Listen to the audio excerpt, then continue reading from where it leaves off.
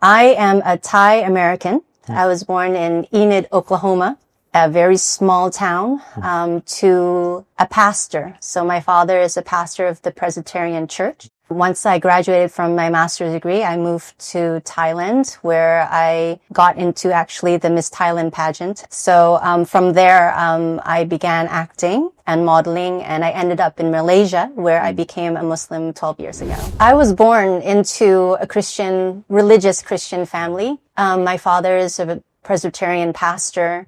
My grandfather is a pastor. My uncle is a pastor. And they were quite high-ranking in Thailand anyway. So when I was born in Oklahoma, my father was getting his PhD in theology. And so I grew up very much in the church. I started singing choir when I was 3. And so the practice of Christianity was always there. So Christianity was a big thing for me. Spirituality, believing in God. I remember even exams, I would think, I didn't study enough, but I'd have my cross and I'd take it there and I put it on my desk. And if I did well, I will think this is the hand of God. So I was quite a religious girl, but I always prayed to God the Father. I never prayed to Jesus. I never prayed to God the Son in a telemovie. So a movie that was meant for TV, and it was vampire movie, and my crew was Malay Muslim. Although at that time, very American, I didn't think anything about religion or anything once I landed here. I didn't think, these women in headscarves were Muslim. I was just like, this is the fashion here. I didn't think that the men in the beards, they were Muslim. I was just like, they like facial hair here. I didn't think about it. And then so I got on this set, and then I couldn't understand how come my crew and my director and all of the other actors, how come they're not eating during the day and then they're eating so much at night? I didn't know that it was Ramadan. I just didn't know. But I just knew that they weren't eating. They were asking me to eat, but they weren't eating. So I was like, okay, this is strange. I guess the analogy that I can give is that sometimes we'll see the Hollywood actors after some fame, you see them fall into depression or worse than that. And you're thinking, why? You have everything.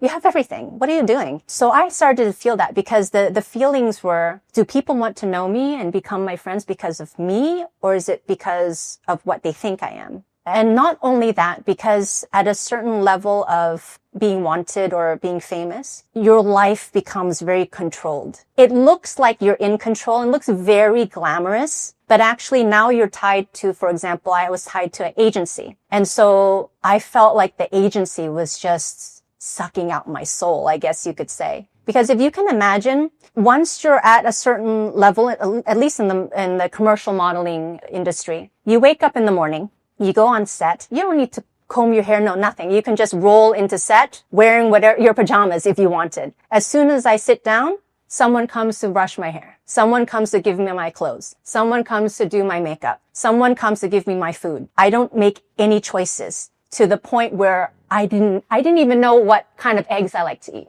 I didn't even know what kind of haircut I wanted. Even if I had a haircut on set and then the client comes and they're like, we don't really like that hair. They will bring someone from the salon to cut my hair there. So I just felt like I was so empty. Who am I? Who is Aliza? I don't even know anymore.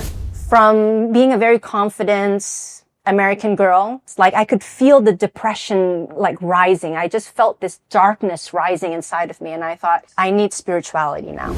I bought a bunch of books thinking, okay, I always relied on God since I was a little girl. I'm going to ground myself in religion. So I started to read. And to tell you the truth, I'm not really an avid reader. Not really. But here's where Allah subhanahu wa ta'ala started to really guide me on my journey. Because I believe that if I could find the earliest church, this is what my mission was. I'm going to find the earliest church, figure out how they were worshiping. That's how I'm going to worship God, because that's how he's going to be pleased. And when I read the history of how the Bible was put together, I was thinking, now wait a minute. How can a group of men decide what's going to go into the manuscript that's supposed to be coming from God? How can you decide that? That's ridiculous. How can you decide this is going to be in, this is going to be out? That's shocking. Can't.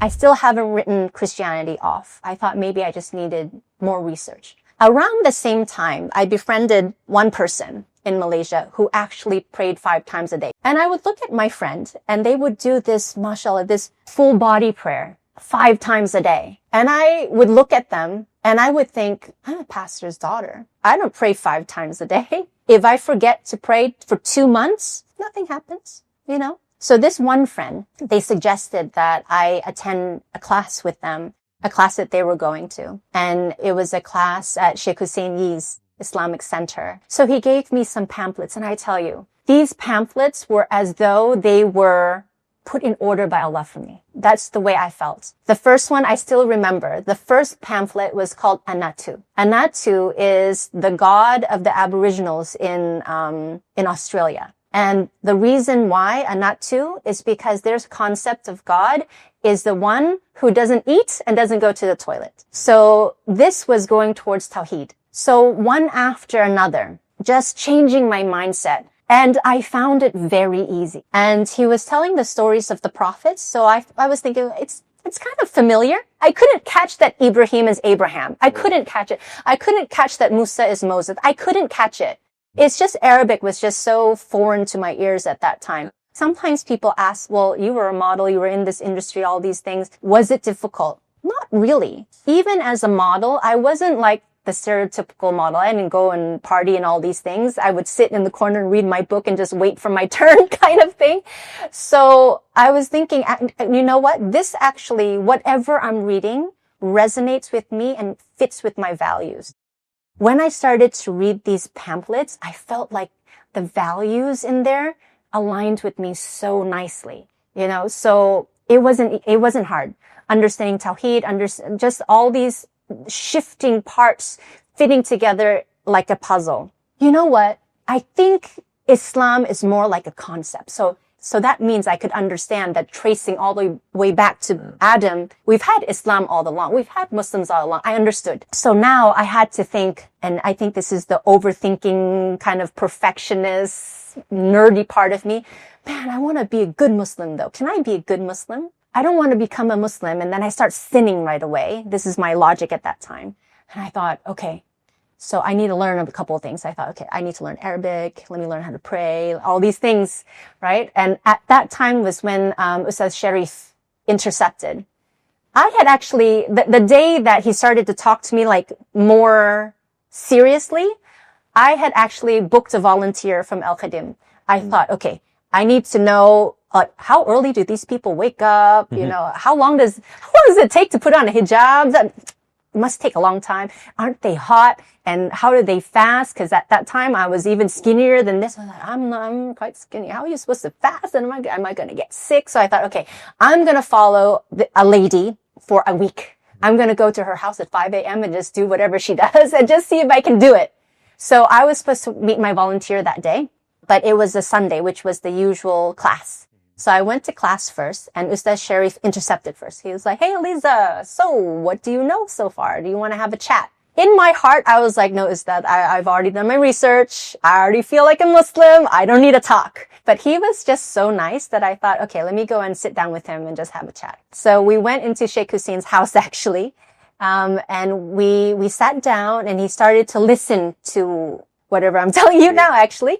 And then by the end, he said, hey, Aliza, I think you know quite a lot. I think you should become a Muslim now. And I'm like, I have a volunteer that I'm meeting in like 15 minutes. I think not today. And then he asked me, well, what's stopping you? So I told him, I feel like I need to learn Arabic and I feel like I need to read the Qur'an. I feel like I need to learn how to pray. I feel like at least I should know some hadith. And he's looking at me, he asked, I remember the question. And I think he finally, or maybe he already knew, he detected the perfectionism. He kind of detected that. And he was like, well, how long do you think you're going to take to do that? 20 years? 30 years? 50 years? And then, and I don't know if this is going to sound silly to you and the viewers or not, but the thing that made me cry, and you have to remember, I've already been on this research study for like 3 months or something like that. And I wanted the knowledge so bad. I wanted to understand so that I could be a good Muslim. So he said, Aliza, don't you know that Allah subhanahu wa ta'ala only reserves that level of knowledge that you want for a Muslim? So now this went inside of me and hit my heart. and made it hurt. But by that time I was crying because I was hurt that I couldn't be perfect. But I understood. In that moment, I understood.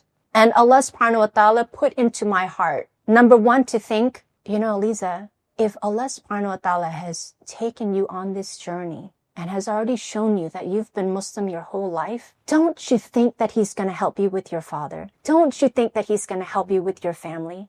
So that one was eased. And then I thought, Ustaz is right. Every single thing that I've been saying, it's a little bit of showing off. Showing off what I know, showing off what I feel. But it's just been lip service. I've just been saying it with my lips.